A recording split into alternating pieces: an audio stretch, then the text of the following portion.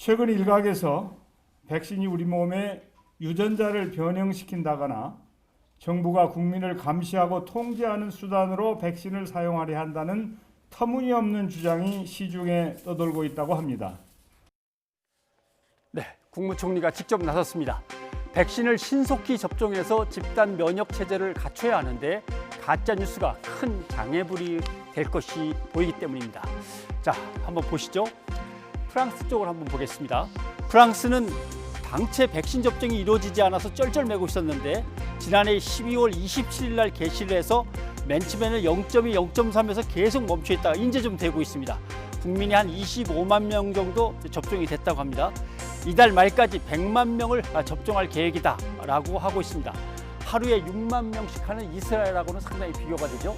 프랑스의 더딘 이유는 짐작하시는 대로 이렇습니다. 백신에 대한 부정적인 인식, 백신은 자유와 인권에 해당되는데 정부 맘대로 결정할 게 아니다라고 하는 인식이 강하고요. 그래서 국민의 60%가 백신 안 맞겠다. 백신 접종 절차가 좀 복잡합니다. 그리고 의료 인력, 공공 인력이 부족합니다. 또 남아메리카에서는 가짜 뉴스 말고도 가짜 백신도 문제가 되고 있다고 합니다. 보십시오. 멕시코에서는 가짜 코로나19 백신을 판다는 광고가 가짜 웹사이트나 SNS를 통해서 번진다고 합니다. 별별 일이 다 있습니다.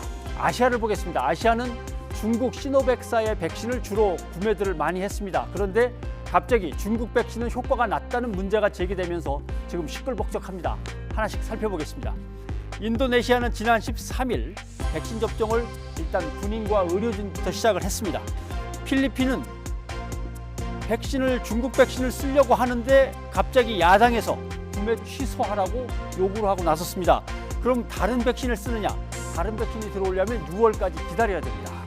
그리고 태국 같은 경우는 역시 의료진, 군인 백신 접종을 했는데 갑자기 효과성 논란이 일면서 멈칫하고 있습니다. 말레이시아는 이런 것들을 보면서 우리는 기다렸다가 확인된 뒤에 하겠다고 지금 멈추고 있습니다.